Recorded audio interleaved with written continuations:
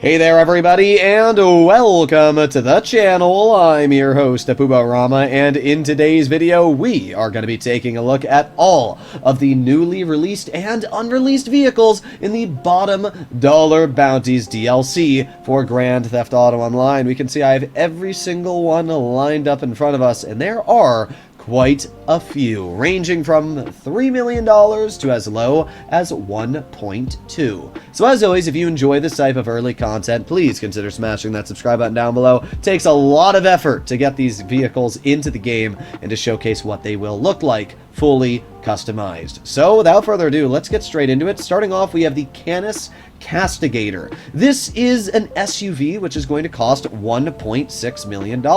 It's got some decent customization we can see going for it here. This is with all the upgrades maxed out. And honestly, she's got some pep in her step. This vehicle is all-wheel drive, and it is quite fast in acceleration. I was not expecting this to be an absolute beast of an SUV, but I'm going to be honest, I'm quite excited to see how this vehicle performs when it does actually get released into the game, because it feels great now, and this is just driving it around the little loop here. So yeah, the Castigator, I have a feeling this is going to be quite the dominant SUV. We move on to the Coquette D1, a $1.5 million sports classic.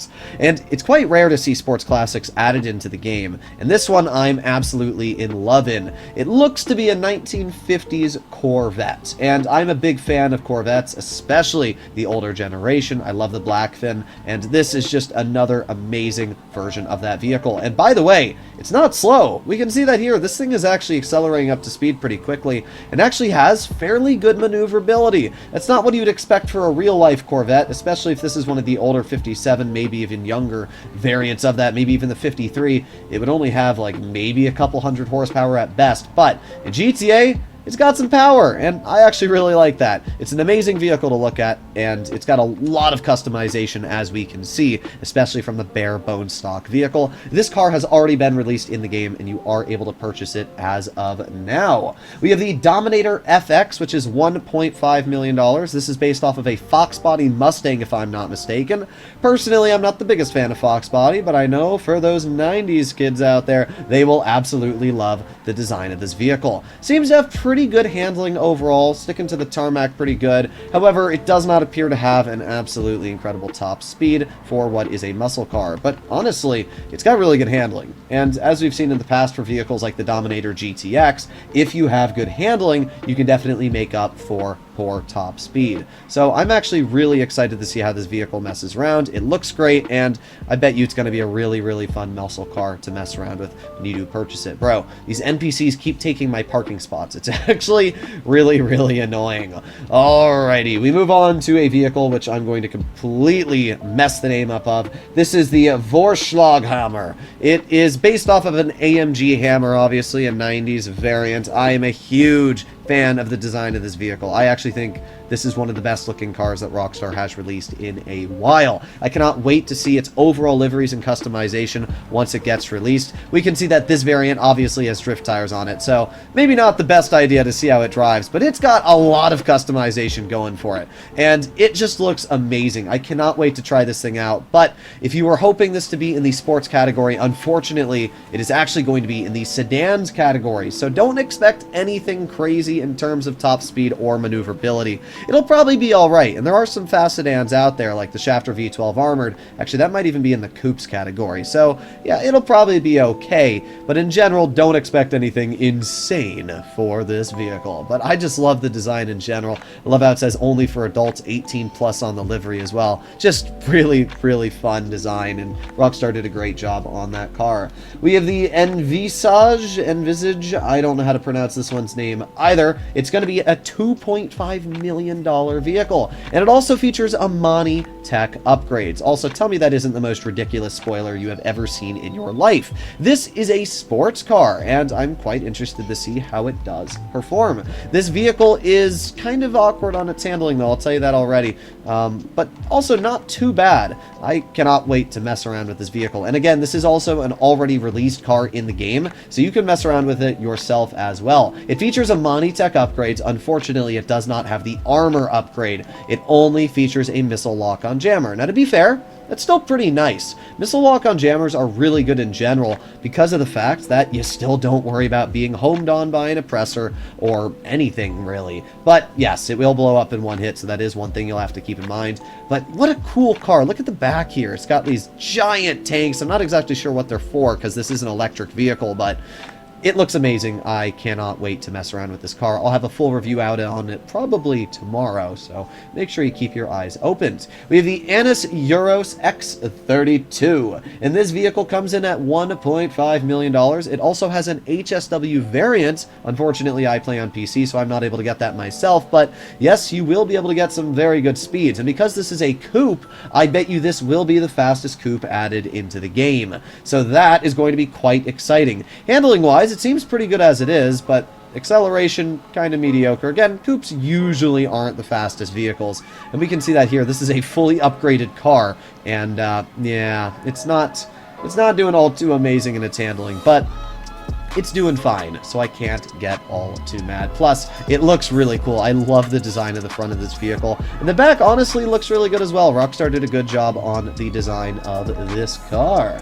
Okay, we move on to the naobi, the naobi. I don't know how to pronounce this one either. It's based off a BMW i8, which is a really, really cool, almost hypercar in real life. Just an absolutely epic looking vehicle. You're going to be setting back $1.9 million on this vehicle. Once again, another electric car, which I'm a big fan of electric vehicles, especially, I should mention, this is an HSW car as well, meaning that you are going to be getting some pretty good speeds as an HSW vehicle. This might be one of the fastest sports cars in the game, and honestly, it's accelerating like crazy, and that's without even the HSW upgrades. Interesting speedometer, but in general, I really like the design of this car. I bet you it's going to have some fantastic upgrades going for it, and in general, it's just going to be very, very fun to mess around with. As I said, a $1.9 million cost, and man, that thing with HSW is going to be insane.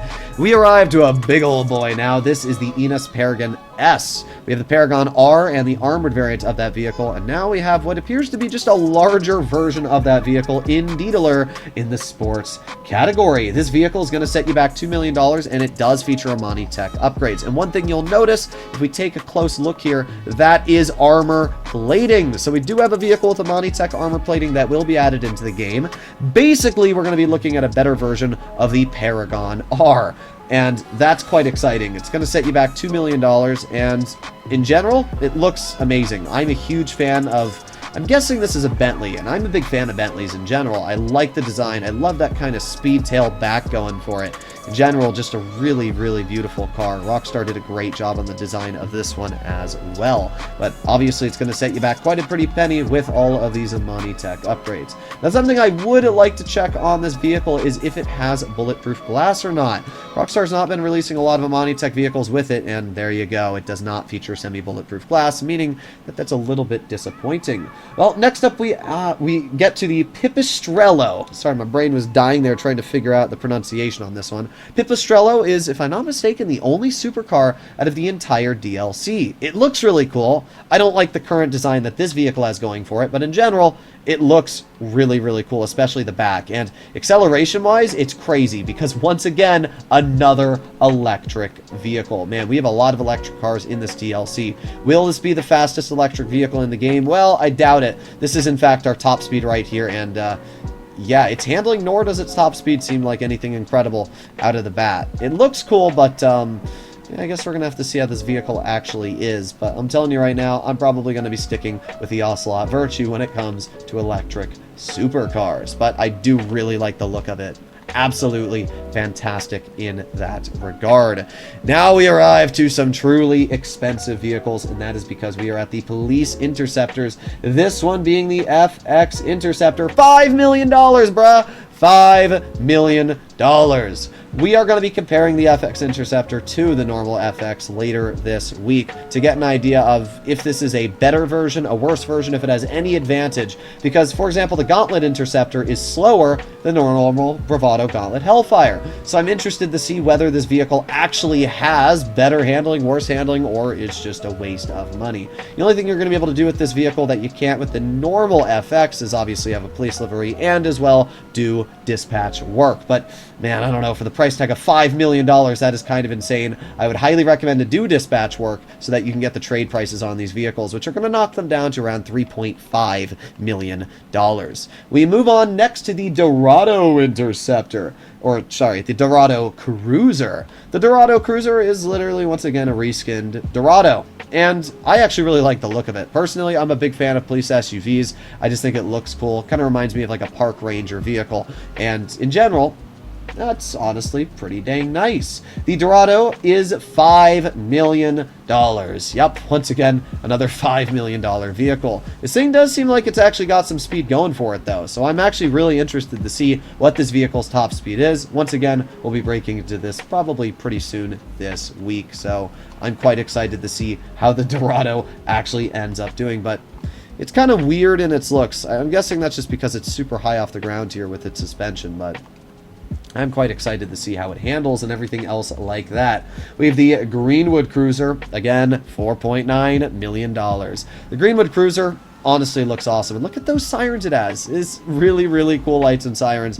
I actually love the way this vehicle is designed. But let's be honest, the Greenwood Cruiser is a waste of money. Not only is it $5 million, but it doesn't get Amani Tech upgrades. This vehicle better absolutely smoke the Greenwood in handling, or I'm going to tell you right now, this is the biggest waste of money in the game. Why would you ever get the variant of this vehicle that doesn't get Amani Tech armor? That's just a big freaking L. I guarantee this will not be able to survive any explosions where your Amani Tech variant will. So, I mean, if you really want a police livery, I guess you can go for it. But in reality, I just don't see a world where it's really worth the price tag. Well, we move on to some more cop cars. We have the Impaler SZ Cruiser, $4.7 million. The SZ Cruiser, I actually like the look of it. It's kind of got that Crown Vic look, but not really. I don't actually know what this is based off of. Let me know in the comments. But again, it's a reskinned Impaler SZ with literally a police light and livery on it.